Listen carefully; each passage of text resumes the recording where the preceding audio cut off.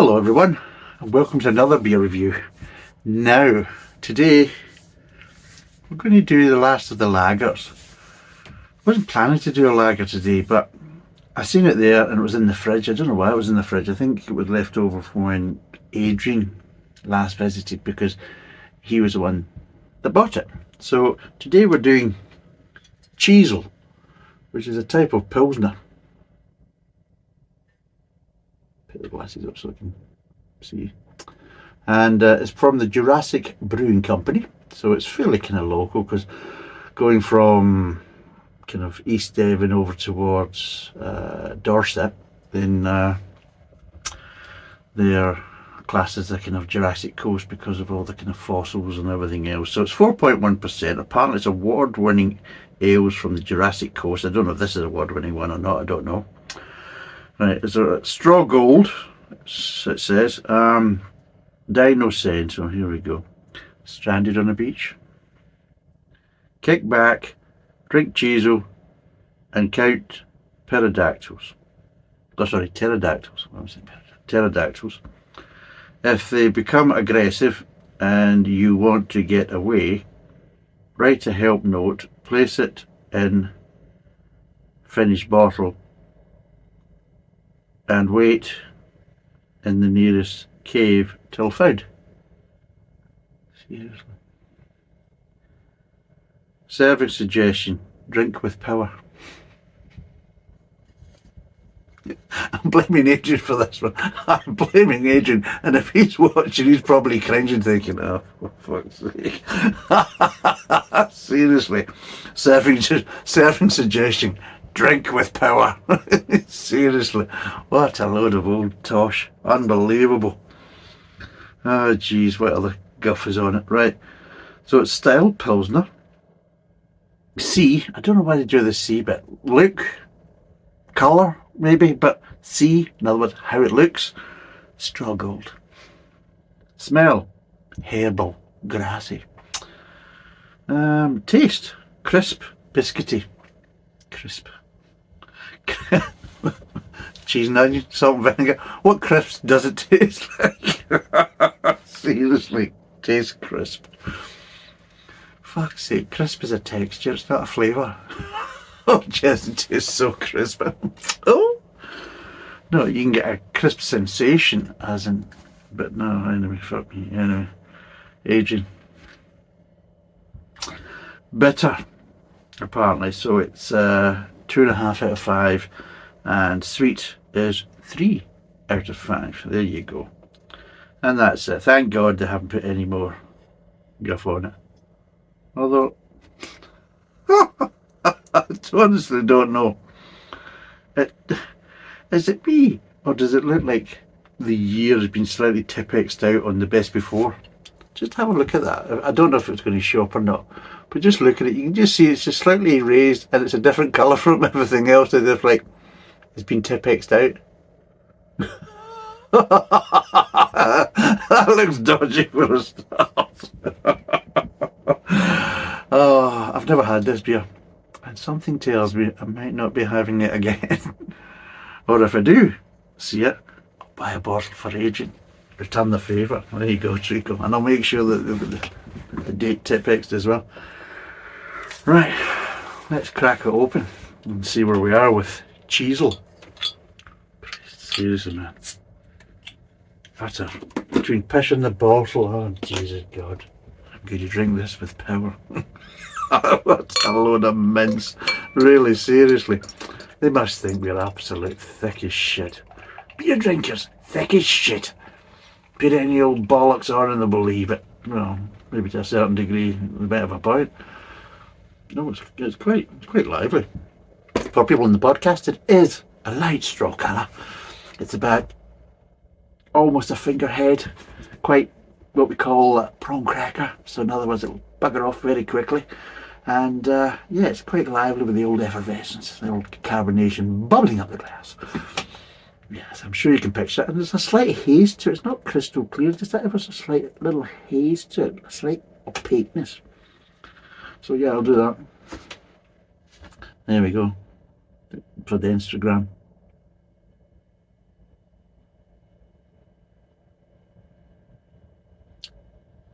Right, anyway, that's that over and done with. Smell-wise. Smells actually not too bad. It's got a bit of malt, maybe a little bit of floral, but yeah, a bit of malt, a little light floral accents. Maybe it could be construed as grass, maybe. But yeah, it seems to be a nice kind of malt. But yeah, there's something going on. There's something going on with the hops. Obviously, if I can find out what malt and hops they use, I will put that down in the beer facts and let you know, because they've kept the label for other more important information. Yeah. So yeah, that's what I'm getting. And yeah, the head's dissipated, as you can see, and for people in the podcast, yes, it's dissipated. Get a bit of lacing, but yes, it's just more of a kind of a kind of light film on the top of the beer now rather than a head. So let's see what it tastes like.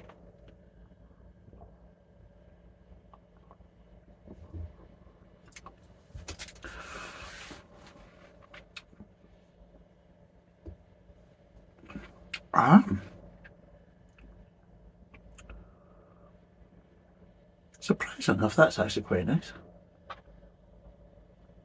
It does, of course, it tastes like a British lager. They call it Pilsner or whatever they want to call it, but it does taste more like a kind of traditional British lager. But the flavours are nice. The sweetness has got a little bit of sweetness to it, but it's not overpowering or sickening. And it does work well because there is a little bit of bitterness there, which is kind of quite nice.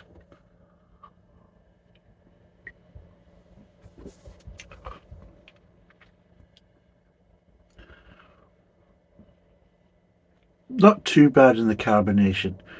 Probably a little bit more than what I would like, but it's not. It looks quite bad when I was pouring it, and I was kind of like, oh. But as you're drinking, no, it's actually not too bad. It's a wee bit more than probably what I'd want, but in general, yeah, it's actually not too bad. And yeah, but I don't know what's going on. I've got a hair that's annoying me, or a blooming moustache, and it's kind of tickling my nose. Drink with power. Fucking seriously. I can't help it. What is going on with that? There's something there that's annoying me. Oh, I got it. Oh. Oh, there we go. Pulled that hair out. That's that bugger sorted. Can't do it with a rifle, apparently.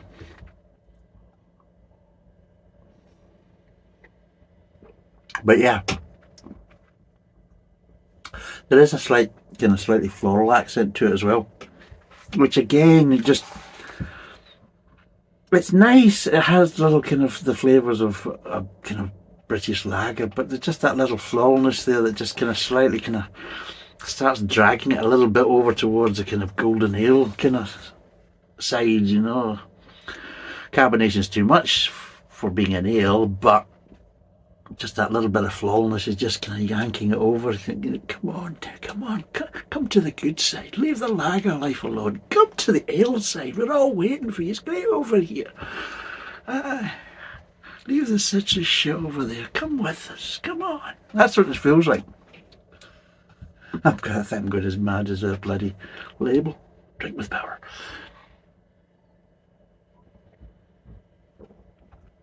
Oh, serving suggestion, seriously.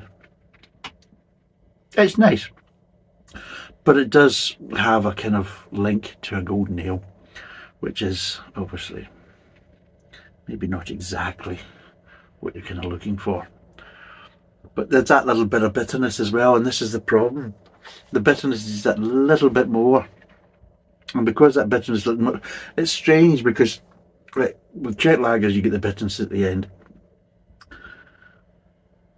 but you're getting that lager flavour profile with the bitterness at the end, whereas you start off with a bit of lager profile and then just get these little floral accents in the mid-tongue, and then as the case is you're getting that bitterness at the end, but the bitterness also has these little floral accents kind of dotting round about it, and it just gives you more of an ale kind of bitter finish rather than like a Czech lager bitter finish. And I think that's where the problem is they shouldn't have the floral. The floral is the thing that's affecting. I mean, it's a nice beer because of that, but it does tend to kind of take away the kind of the lager kind of feel to it, and just give it slightly more of an ale feel. Right, let's break down these flavours.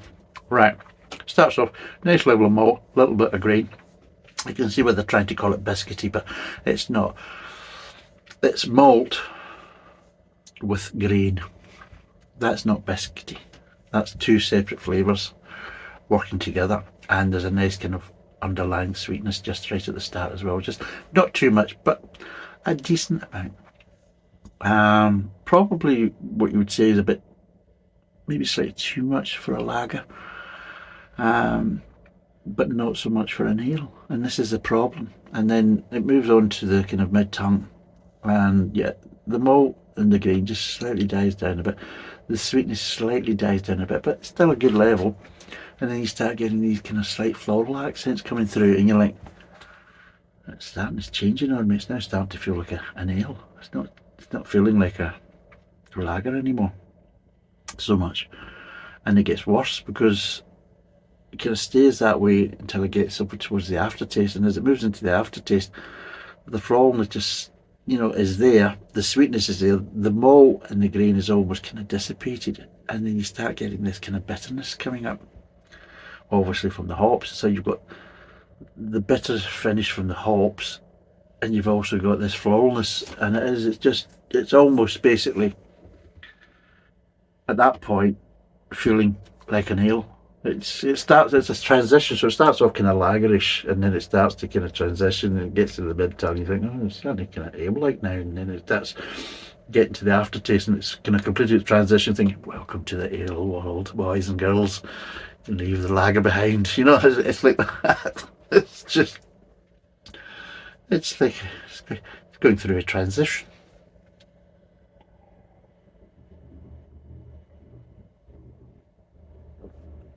But yeah, I mean, it's a nice enough beer.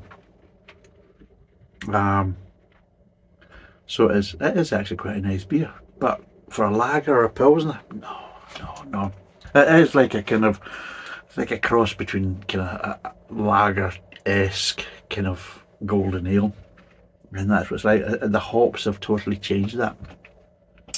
And the way the malt's working with it, and it's kind of changed it. And it's just giving you that more kind of malty, grainy, floral bitterness. And it's just, yeah, it's getting, the more I drink it, the more it's starting to feel more and more like a golden ale. Especially from the mid-tongue onwards. So yeah. So, what would I give this out of 10? There's a question. I honestly really don't know. If I treat it like a lager, then I'm going to say it's pretty poor because it's not really acting like a lager. If I treat it as a golden ale, then it has aspects of a golden ale, but has a little bit too much carbonation. It still has a bit of lacing in the glass, and yeah, I'd say there's probably more attributes to put it towards a golden ale than I would a lager, and especially not a pilsner. So I don't know what they're saying about that. I think they're just putting any old crap on the label, which is pretty kind of obvious if you read the back of it. Drink with power. But yes. But if I treat it as a beer for drinking, then it's actually quite a nice beer for drinking. But it's not a lager, and definitely not a pilsner, and it's not quite a golden ale either. It's just slightly lacking. But if I treat it as a kind of drink in its own right, a kind of something kind of hybrid in between, it's actually not a bad drink to have. I mean, at the end of the day, if somebody gave me a glass of that, and then after kind of finish it, would you like another one? Or do you want something else? Go on and give us another one of them. Yeah, I mean, it'd be like that. I mean, I wouldn't mind it. But lager, no, if I was marking it as a lager, 1 or 2 out of 10, because it's just not really acting like a lager. Apart from the little bit at the front of the mouth, it kind of loses that very quickly. As a golden ale, what would I give it? If I was treating it as a golden ale, I'd maybe give it 3, maybe 3.5 out of 10 because it's slightly over carbonated. It starts off like a lager, more like a lager than it does a golden ale, and then it starts to kind of shift and become a bit more golden ale like in the mid-tongue and aftertaste. But again, if you want a golden ale, then just go buy a golden ale and have all the flavours from front to back rather than sporadic flavours and things like that all over the place.